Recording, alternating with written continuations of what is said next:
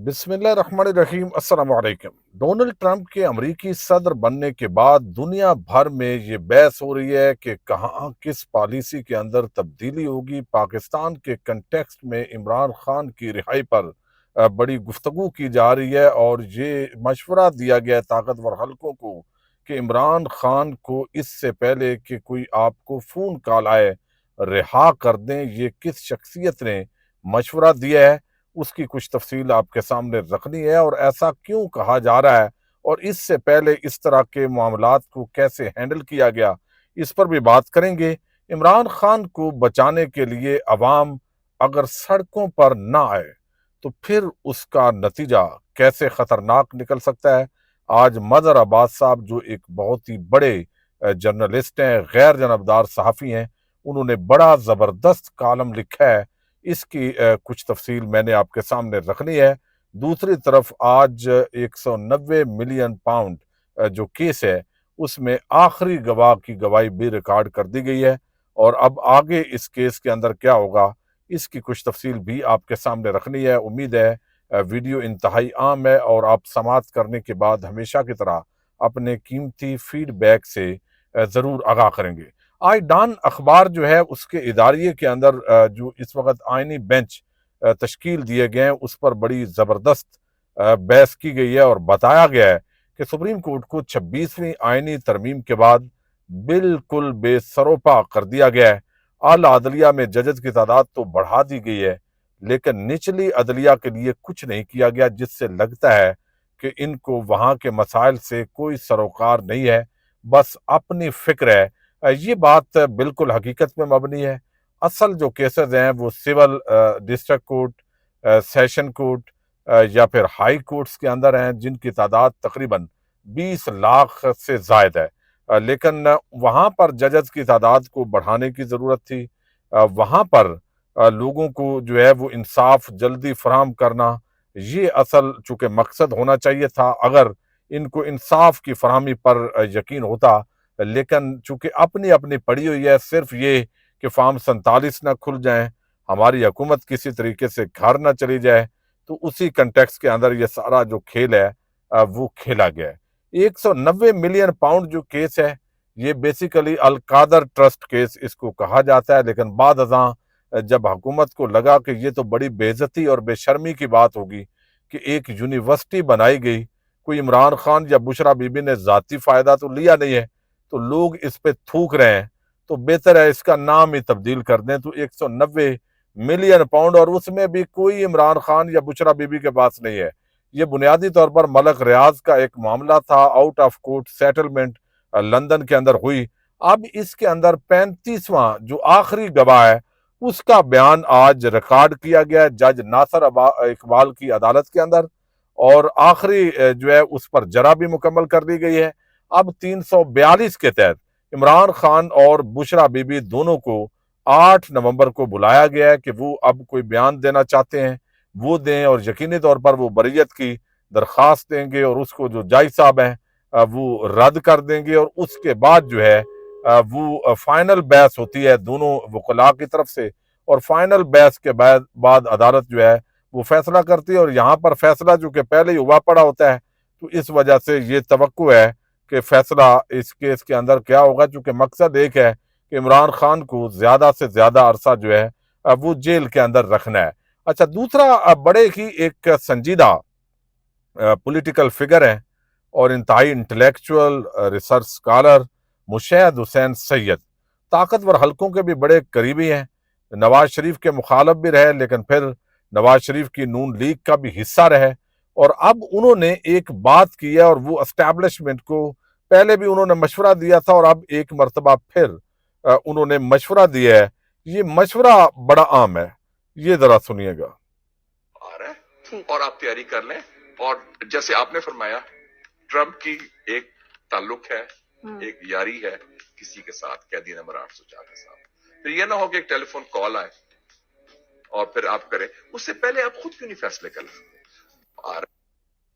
अब ये बड़ा वाजे उन्होंने पैगाम दिया है कि भाई ट्रंप जो है वो आपको एक फोन कॉल करेगा और पहले भी अमेरिकी जो सदर थे وہ ایک کال کرتے ہیں تو آگے سے سارے ڈھیر ہو جاتے ہیں. اتنی تو تڑ کسی میں ہے نہیں.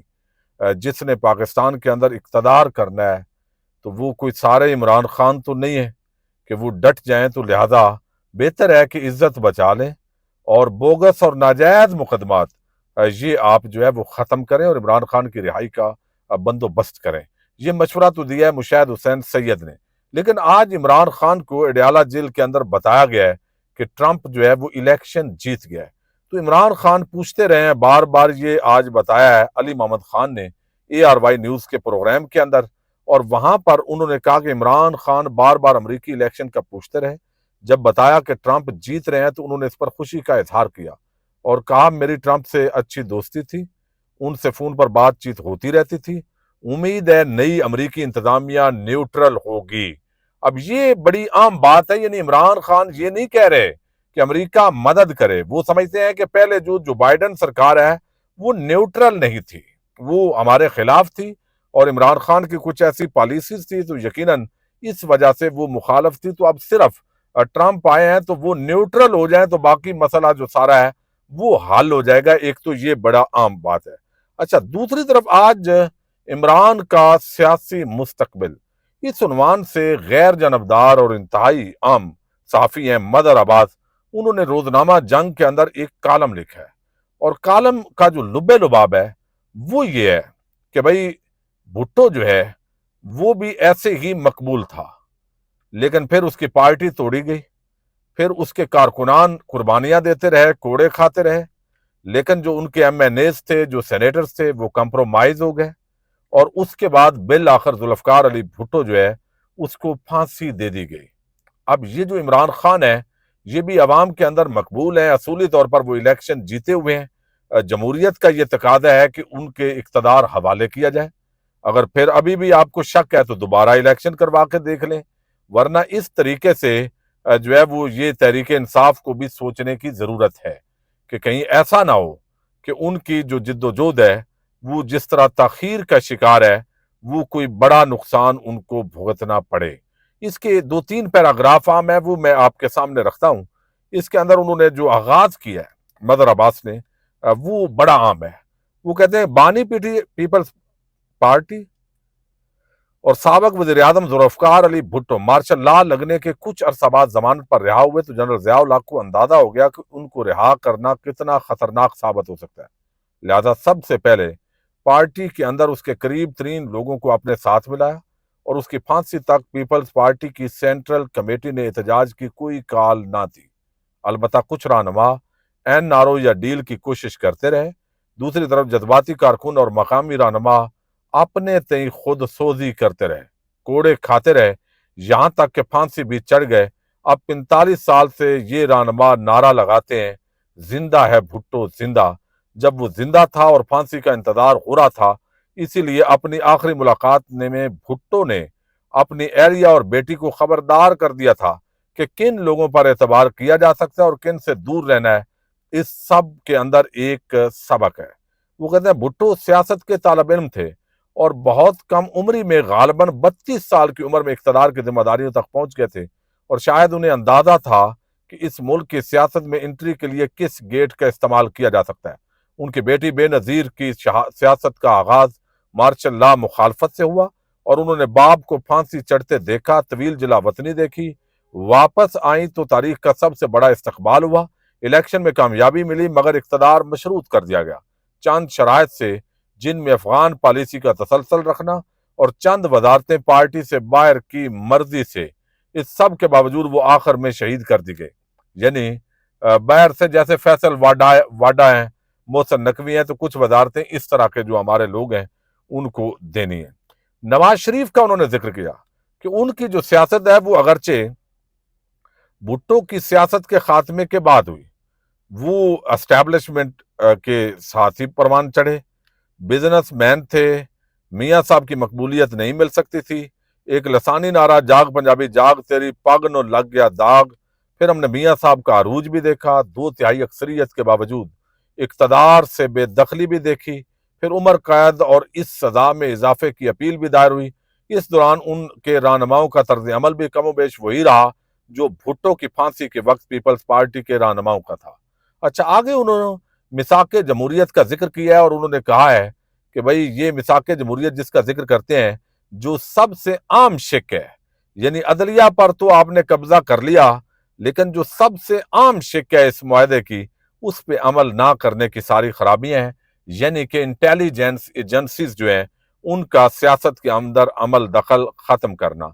अब उन्होंने नवाज शरीफ की पूरी तारीख लिखी और फिर उन्होंने बताया कि इमरान के इक़्तिदार से बेदखली और अदम एतमाद के जनरल फैज को DGI-SI रखने पर इख्तलाफ हुआ, क्योंकि जनरल बाजवा उनका ट्रांसफर करना चाहते थे।